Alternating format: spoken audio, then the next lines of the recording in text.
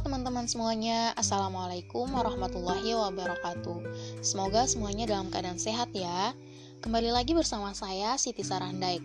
Dan pada kesempatan kali ini saya akan menjelaskan tentang bagaimana cara kita merancang evaluasi. Oke teman-teman, stay tune ya sampai akhir. Baik, dalam mengembangkan sistem evaluasi di TK ataupun di PAUD, diperlukan dasar yang kokoh, informasi yang memadai, serta menekankan pada asesmen otentik. Jadi teman-teman, asesmen otentik yaitu asesmen terhadap kegiatan alami anak, murni, asli sebagaimana adanya, tidak dibuat-buat dan bukan rekayasa.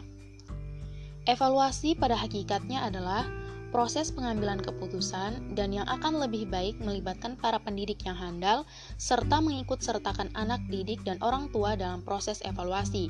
Keterlibatan ini dimulai dari merumuskan tujuannya, apa yang menjadi pusat perhatiannya, metode atau strategi yang akan dipakai dalam pengumpulan data informasi, yang kemudian dianalisis dan dibuat kesimpulannya untuk menjadi dasar tindakan perbaikan dan peningkatan berupa revisi perencanaan program pembelajaran berikutnya.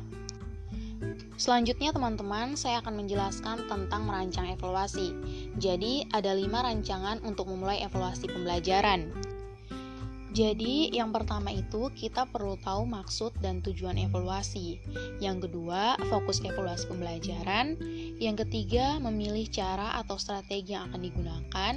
Dan yang keempat, menentukan cara menganalisis data. Serta yang kelima itu, menentukan tindak lanjut dari data yang diperoleh.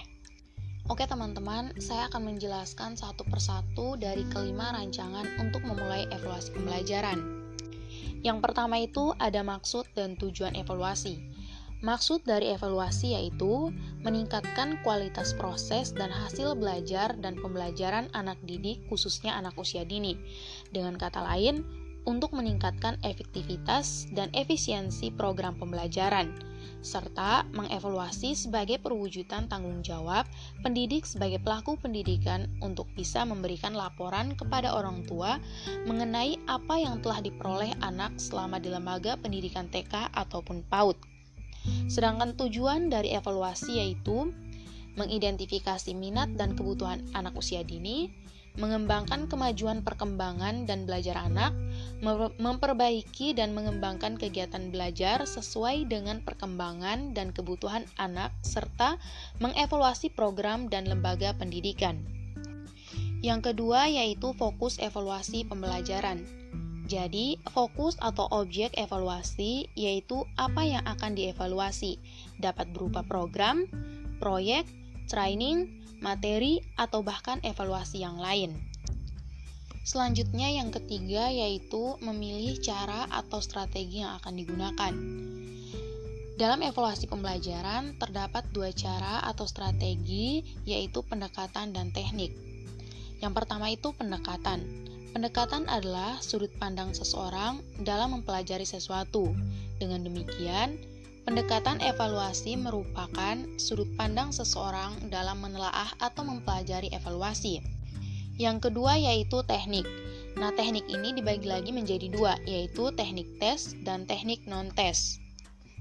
Teknik tes yaitu kemampuan berpikir yang dituntut dalam mengerjakan tes harus mencakup tingkat berpikir dari yang rendah sampai yang tingkat tinggi sesuai dengan tingkat pendidikannya. Sedangkan teknik non-tes yaitu teknik evaluasi untuk menilai ranah afektif, dapat diukur dari segi minat atau sikap terhadap peserta didik. Selanjutnya yang keempat yaitu menentukan cara menganalisis data. Analisis data adalah proses mencari dan menyusun secara sistematis data yang diperoleh dari hasil wawancara, catatan lapangan, dan dokumentasi dengan cara mengorganisasikan data ke dalam kategori, menjabarkan ke dalam unit-unit, melakukan sintesa, menyusun ke dalam pola, memilih mana yang paling penting yang akan dipelajari, dan membuat kesimpulan sehingga mudah difahami oleh diri sendiri maupun orang lain.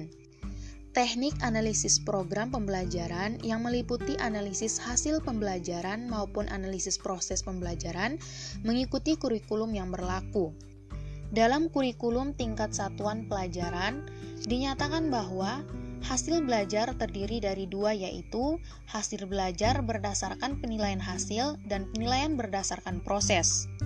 Sehingga penilaian hasil dapat dilakukan dengan tes tertulis, sedangkan penilaian proses dapat dilakukan dengan cara pengamatan, dokumentasi foto maupun movie, kuesioner, angket, dan cara lain yang dapat memberikan gambaran tentang proses yang terjadi baik dari segi aktivitas siswa, manajemen kelas, metode, model, atau teknik pembelajaran itu berlangsung. Selanjutnya yang terakhir atau yang kelima yaitu menentukan tindak lanjut dari data yang diperoleh. Nah, yang pertama itu merancang program pembelajaran remedi atau perbaikan. Program pembelajaran remedi merupakan layanan pendidikan yang diberikan kepada peserta didik untuk memperbaiki prestasi belajarnya, sehingga mencapai kriteria ketuntasan yang ditetapkan.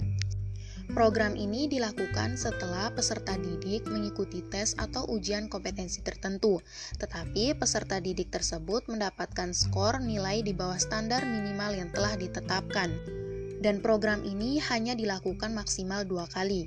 Apabila peserta yang sudah melakukan program remedial sebanyak 2 kali, namun nilainya masih di bawah standar minimum, maka penanganannya harus melibatkan orang tua atau wali murid. Selanjutnya yang kedua yaitu laporan hasil belajar. Laporan hasil belajar ini adalah suatu bentuk laporan yang berisi tentang data hasil penilaian belajar siswa yang bertujuan untuk memperbaiki dan meningkatkan kualitas proses pembelajaran. Untuk itu, diperlukan laporan perkembangan hasil belajar siswa untuk guru atau sekolah, siswa dan orang tua, begitu pula untuk pakar pendidikan.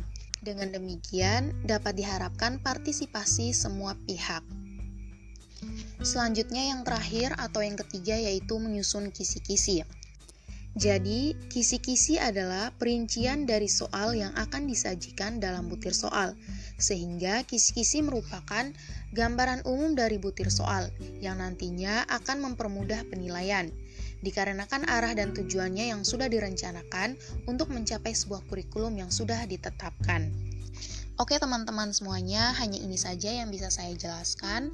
Mungkin teman-teman mau menambahkan atau menanggapi bisa di kolom komentar ya. Terima kasih teman-teman semuanya. Wassalamualaikum warahmatullahi wabarakatuh.